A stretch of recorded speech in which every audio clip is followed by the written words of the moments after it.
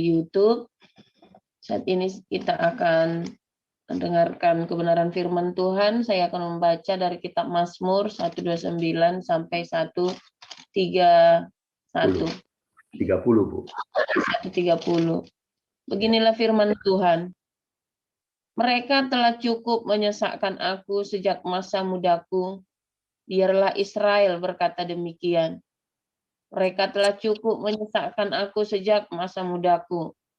Tetapi mereka tidak dapat mengalahkan aku.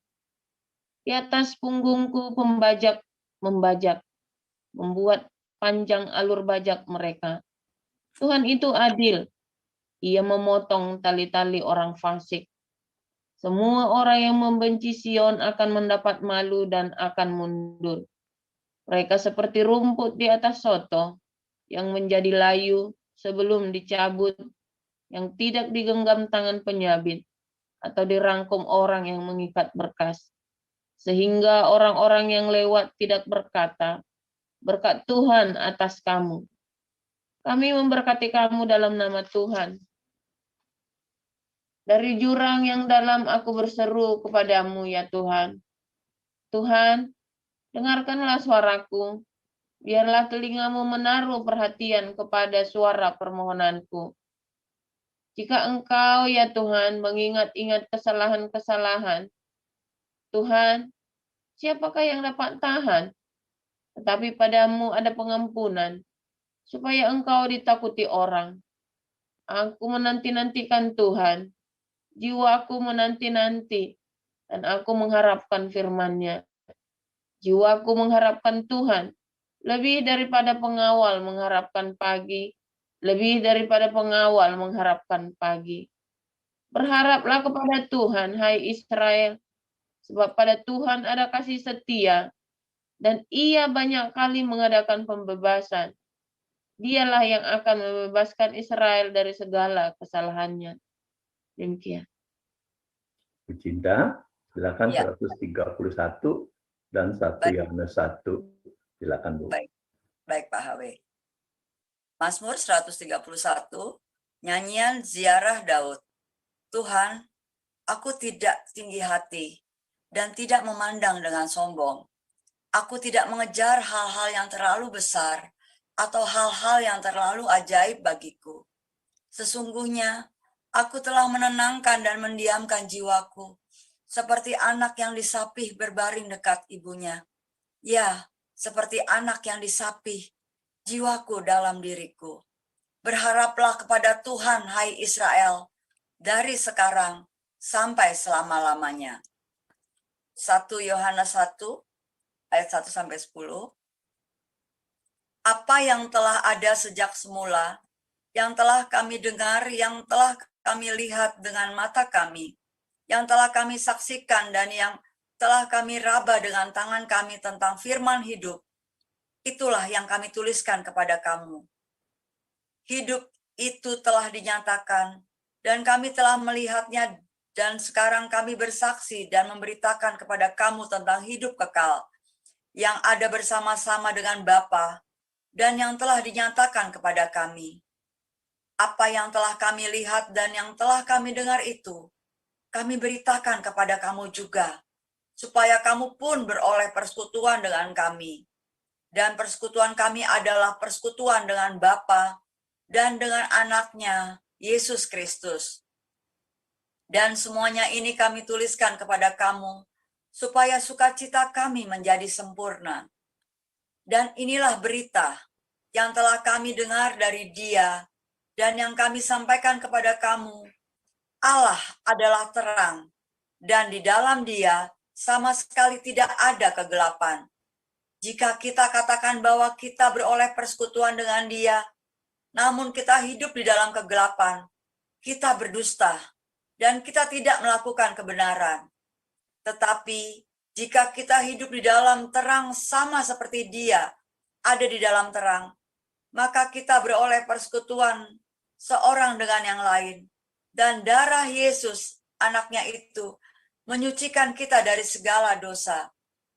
Jika kita berkata bahwa kita tidak berdosa, maka kita menipu diri kita sendiri. dan kebenaran tidak ada di dalam kita. Jika kita mengaku dosa kita, maka Ia adalah setia dan adil, sehingga Ia akan mengampuni segala dosa kita dan menyucikan kita dari segala kejahatan.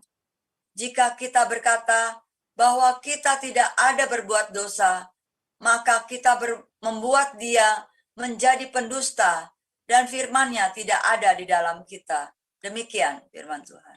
Terima kasih para lektoren. Sekarang kita akan mendengarkan pencerahan dari Pastor Paul. Silakan Pak.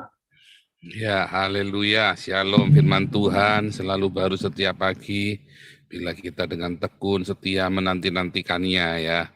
Namun banyak kita seringkali nggak setia, kita nggak tahan, nggak endure ya, tidak tahan lama.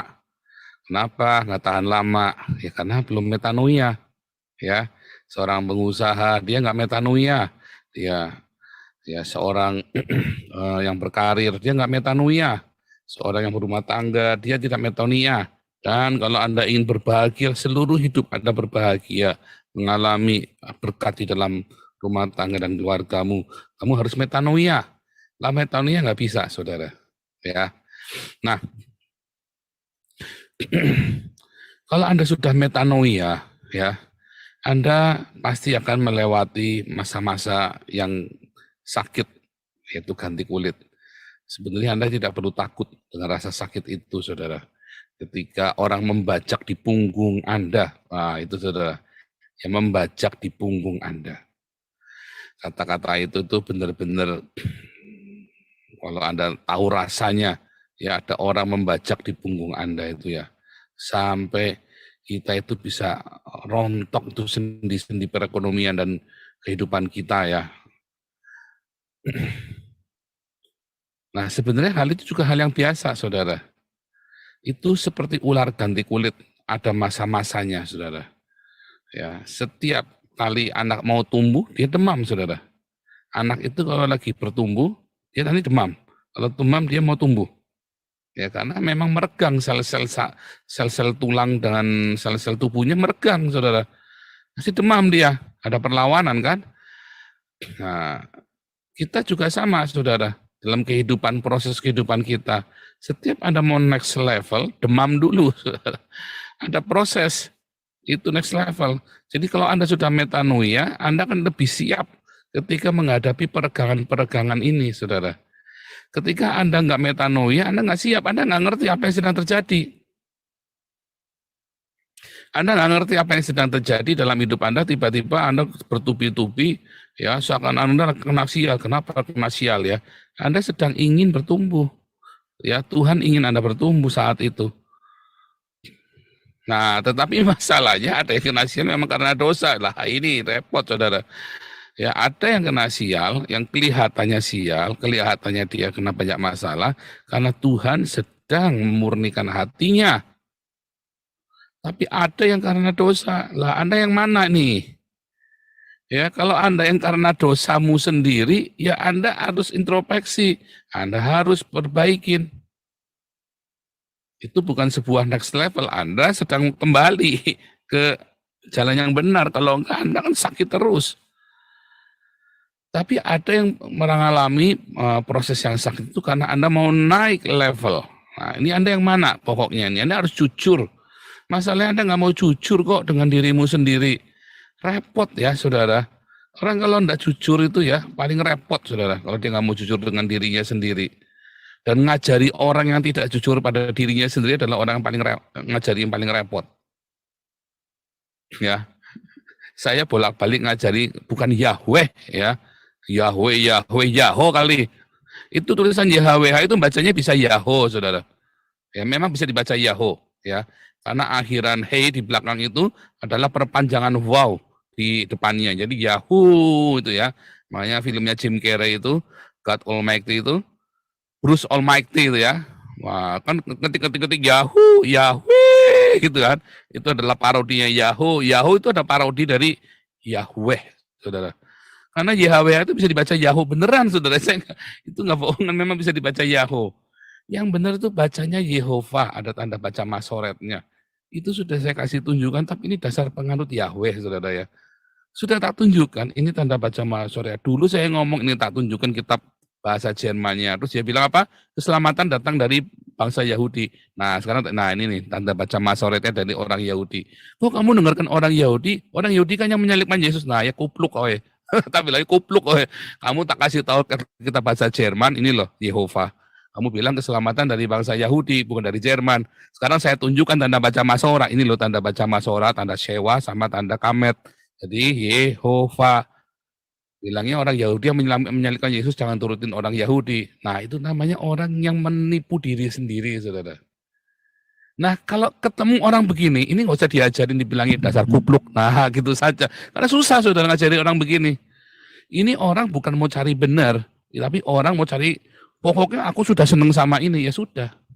Nah sama saudara, dalam karakter hidup kita, kehidupan kita sehari-hari, Anda sudah bangga dengan sifatmu itu, ya sudah selesai saudara. Aku bangga nih, aku orang kolerik, ya sudah, selesai sudah hidupmu. Selesai sudah hidupmu, mau apa lagi, Anda tidak akan bertumbuh. Ya, aku puas kok, aku jadi orang kolerik, aku nggak mau berubah, ya sudah. Ya, pengampunan itu juga nggak bisa datang ketika Anda, aku nggak berdosa kok. Saya ngalamin saudara. Ya saya ngalamin, udah dikasih tahu ya. Saya sudah tahu saya salahnya di mana. Tetapi menurut saya itu kesalahan sepele. Goblok kan? Cuman sekali Tuhan, ya sekali gundulmu peang. Bukan masalah sekali. Kamu, hidupmu diberkati dari satu keberuntungan kepada keberuntungan yang lain. Kayak kalau orang itu nyupang tuyul, nyupang kuntilanak itu, orang nyupang lenteng, nyupang gunung kawi itu, Anda bisa tiba-tiba kaya raya mendadak, saudara. Ada yang begitu, saudara. Itu kenyataan. Saya nggak tutup mata, saudara. Ada. Jangan bilang tidak ada. Saya tahu itu ada. Itu bukan masalah sugesti apa enggak. Itu ada ya seperti itu. Ya. Nah, saya dari mulai lepas kuliah, hidup saya itu seperti itu, dari keberuntungan kepada keberuntungan, difitnah kayak apa, dibanting kayak apa, bangun, langsung naiknya cepat sekali. Syaratnya satu, saudara, jaga kekudusan. Ya kan? Anda mau beruntung, saya bilang sama anak saya, oh ini adalah rahasia di dalam kehidupan saya. Kamu mau berhasil, jaga hidupmu kekudusan. Saya bilang sama anak saya, kamu akan selalu beruntung. Sak sial-sial kamu lolos pasti. Kalau kamu jaga kekudusan, jangan berzina. Oh itu penting saudara. Sak sial kamu sudah di dalam pun bisa lolos. Tak bilangin ya. Jaga hidupmu dalam kekudusan. Kamu sudah di dalam pun bisa lolos. Kayak Yusuf kan. Udah di dalam pun lolos. Sekalinya lolos, Tuhan akan kasih promosi. Tapi kalau kamu tidak kudus hidupmu, kamu main-main. Sekali kamu main-main, ya urapan itu rontok semua, iblis nagih kamu. Jadi jangan main-main. Kamu tidak akan seperti orang-orang pada umumnya yang harus bekerja banting tulang, kerahkan keringat, sebab ia memberkati kamu pada waktu kamu tidur. Artinya tidurlah dengan nyenyak, tidurlah dengan damai sejahtera Tuhan. Karena dia memberkati kamu pada waktu kamu tidur, tenang saja, tidur pun kamu diberkati. Melek pun apalagi, tidur pun diberkati. Tapi jangan pernah langgar itu yang namanya kekudusan. Sekali kamu minta dari Tuhan, minta proteksi Tuhan, minta berkat Tuhan, jangan main-main. Sebab iblis nagih. Dia akan menjadi penuduh dalam hidupmu, saudara, ketika kamu bikin yang nggak benar. Ditagih, sak bunga-bunganya, saudara, ditagih semua. Iblis itu kalau nagih jahat, saudara. Nah, Anda ada di yang mana nih sekarang nih? Kalau Anda di pihak yang lagi ditagih, Anda kudu cepat minta ampun. Cuma begini saja, oh bukan cuma begini saja. Anda jangan main-main dengan namanya kekudusan. Jangan pernah bermain-main dengan urapan dari Tuhan. Jangan main-main, saudara. Allah tidak membiarkan dirinya dipermainkan, dan iblis sudah menunggu, menanti-nanti saatnya Anda jatuh. Makanya ketika Yesus di padang gurun, ya keluar dari padang gurun dikatakan, maka iblis menanti-nantikan saatnya, saudara. Saat yang baik. Iblis menanti-nantikan, nunggu, saudara. Kapan Anda keplesetnya? Dia menunggu keplesetnya Anda seumur hidup Anda. Dan dia punya waktu ribuan tahun. Tenang. Dia punya waktu ribuan tahun untuk menunggu keplesetnya Anda yang umurnya hanya puluhan tahun saja. Satu celah yang Anda permainkan itu akan ditagih oleh iblis. Dan Anda ngeyel, ngotot bahwa Anda tidak berdosa. Dan Anda cuma gitu saja kok. Iya, bukan cuma gitu saja, saudara. Anda mau minta berkat Tuhan, maka hiduplah di dalam berkat Tuhan, di dalam kelayakan berkat Tuhan. Anda harus rubah metanoia karaktermu. Sebab berkat Tuhan itu kalau Anda tidak di dalam metanoia, Anda sedang dibawa ke neraka. Itu nyupang gunung kawi. Ya. Satu, jangan main-main dengan pengurapan. Jangan main-main dengan kenajisan. Ya. Anda akan ditagih iblis. Jangan ngomong cuman gini doang. Enggak ada. Maka yang kedua, kalau Anda di dalam proses, ya, Anda di dalam proses pertumbuhan iman, naik levelnya, saudara. Ya, Anda tunggu waktu Tuhan dengan endure, dengan tahan, dengan ketahanan.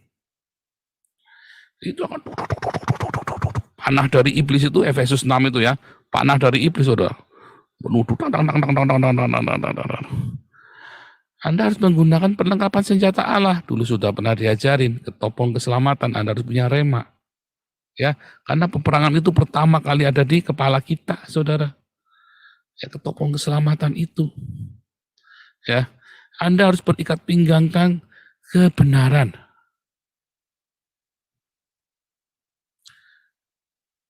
Aletheia dan berbaju sirahkan di kayosune, saudara. Sedekah, saudara. Sedekah adalah baju sirah Anda. Diakoniamu itulah baju sirahmu, saudara. Dan saat itu Anda harus hidup dalam kebenaran, aletheia, dan selalu rela memberitakan kabar, sukacita, marturia. Hatimu selalu ingin, kata rela itu kata willingness ya. Wah, selalu dengan senang hati, dengan semangat untuk marturia. Lah marturiamu cacat kok. Dan pembantumu saja enak sama kelakuanmu. Pembantumu di rumah aja enak dengan kelakuanmu. Aduh, keluargamu aja enak dengan kelakuanmu. Marturia gundul peang katanya kan. Ya, maka Anda baru bisa, saudara, hunuskan rema itu setiap hari, saudara. Ya, Anda punya pedang roh, yaitu rema yang dari Tuhan. Itulah Roh Kudus, kuasa Roh Kudus. Ketika kita mengatakan perkataan-perkataan iman. Yang mana Anda sekarang ada? Anda lagi yang pertama, yang sedang berdosa. Anda harus mengaku dosamu. Ya. Nantikan pengampunan dari Tuhan. Ya. Bohong kalau ngebilang enggak dosa. Ya. Bohong. Kita semua ada peluang, ya. Walaupun orang yang lahir baru tidak akan hamartia lagi, tidak akan tersesat lagi. Tetapi dia ada masa-masanya dia lemah hatinya. Ya. Kalau dia lagi berdosa, cepat minta ampun, diberesin supaya Anda tidak hamartia terus. Ya, itu artinya ya, 1 Yohanes 1, yang 1 Yohanes 3 ayat 9-nya itu. Tidak berbuat dosa lagi, artinya Anda bisa jatuh di dalam ketidakkudusan, tapi cepat balik. Dan sebenarnya Anda tahu, nah, kalau Anda tetap dodok di sana, ya karepmu dewe. Ya makin lama prosesmu. Atau Anda sedang di pihak yang di dalam pertumbuhan iman, kenakanlah selengkap senjata Allah. Supaya Anda tahan menghadapi panah dari iblis itu setiap hari datang. Simple, saudara. Masalahnya Anda mau jujur apa enggak? Ya kan? Anda mau tulus apa enggak, Anda mau mengakui enggak, Anda mau melihat fakta atau Anda hidup dalam delusimu. Nah, di embun pagi ini 2 tahun tiap hari saya selalu mengingatkan, hidup itu dalam realita. Jangan berdelusi, jangan beriman itu bukan berdelusi ya. Saudara tahu kenyataannya, saudara tahu, ya ada musuh di depan, ada Goliat di depan. Tapi saya berkata, Tuhan beserta denganku. Jadi jangan, enggak ada itu, enggak ada, anggap aja enggak ada, enggak bisa, saudara, Anda enggak realistis. Itu memang ada. Hutang besar, ada, jangan anggap seakan-akan enggak ada hutang, enggak bisa. Nyatanya kamu punya hutang. Seakan-akan enggak ada masalah, enggak ada perzinahan, enggak bisa, kamu harus bertobat. Ya, saya sering bolak-balik orang kalau enggak mau mengaku dosanya itu orang kupluk, saudara. Bodoh dia. Padahal dengan rekonsiliasi itu lepas semua, saudara. Orang-orang yang tidak mau mengakui kesalahannya, dia tidak bisa berubah. Apanya yang mau dirubah, dia aja nggak mengakui kesalahannya kok. Dia merasa benar kok dengan hidupnya. Ya nggak berubah sampai tua, sampai mati dibawa ke kubur juga nggak akan berubah. Lawang dia tahu dia salah, dia gengsi kok. Nggak mau ngakui kesalahannya. Benar nggak? Nggak bisa. Anda harus akui kesalahanmu, maka berubah. Ya, sesakit, seperti apapun, semalu apapun, akui kesalahanmu, walaupun malu, walaupun gengsi. Anda mau ngurusin gengsi itu ngurusin apa sih, saudara? Ngurusin gengsi. Akui saja kalau kita memang salah. Oh iya, maaf. Udah selesai kan? Tuntas. Rekonsiliasi, Anda akan berubah. Tapi jangan maaf sampai tapi Anda nggak ngerti maafnya apa, salahnya apa, nggak ngerti. Lah itu juga kupluk juga, saudara, jangan. Anda minta maaf hanya cuma supaya suasana udah selesai, udah. Tapi Anda sendiri nggak tahu salahnya apa. Lah itu repot lagi, saudara. Artinya Anda hidupnya dalam retorika. Nah itu hidupnya dalam delusi terus. Tadi minta nggak mau minta maaf karena gengsi. Yang kedua Anda minta maaf, tapi Anda tidak ngerti salahnya apa. Saya emang nggak pernah mau minta maaf kalau nggak ngerti salahnya apa. Saya tanya dulu, sebentar, kamu harus kasih tahu saya, jelaskan ke saya salahnya di mana. Kalau memang saya ada salah, saya akan minta maaf. Tapi dipaksa minta maaf, gundul peang, tidak akan. Lah kita tidak salah, ngapain minta maaf?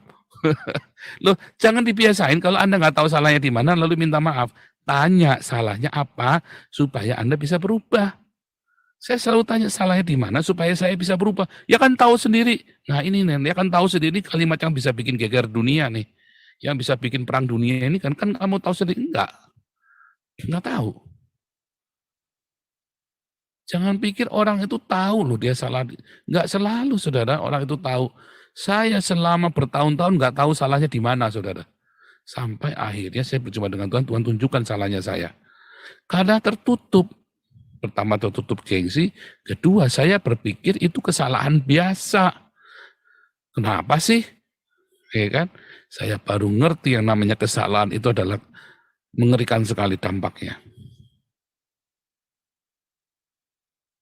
Ya, metanoia ya. Anda kalau mau next level Anda harus metanoia, saudara. Kalau Anda tidak bisa. Ya, tiap pagi Anda bangun tidur, dengarkan metanoia, next level metanoia. Tahun kemarin cerita pengampunan, ada pertolongan. Tapi kalau Anda ingin Tuhan hadir di dalam hidup Anda harus metanoia. Karena kehadiran Tuhan itu harus disertai dengan anggur yang baru, itu kirbatnya harus baru. Roh Kudus yang dicurahkan kepadamu, pemulihan yang dicurahkan kepadamu, kirbatnya adalah anggur baru. Maka kirbatnya harus kirbat yang baru, saudara. Metanoia adalah sebuah kirbat yang baru. Kalau Anda tidak metanoia, bonggan karepmu, saudara. Ya, Anda sudah 2 tahun di dalam embun pagi, banyak orang mengalami pemulihan, Anda masih meminta-minta, Anda masih bergumul dengan kesalahan yang sama, Anda masih bergumul dengan kenajisan yang sama. Karepmu, saudara. Iya kan? Saya cuma bilang, apa gua bilang? Iya kan?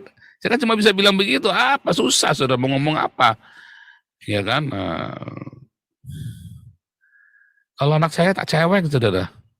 Tak selentik, saudara. Ya bukan anak saya, repot. Saya cuma bisa bilang apa, gua bilang bandel sih kamu diomongin. Nah, tapi kalau kita semua metanoia, saudara, ya di mana nanti kita mencapai satu titik ya ke jemaat yang kudus sama-sama, maka semua orang masuk ke dalam embun pagi ini selalu ada mujizat, selalu ada kelepasan, ada pertolongan, selalu ada pemulihan, selalu ada terobosan dalam hidup. Ya, tapi jangan coba-coba nakali ya jemaat Tuhan. Hati-hati ya, makanya saya tegas sekali ya, paling kalau sudah uang ya, saya hati-hati sekali. Saya diajar Tuhan berdarah-darah, saudara.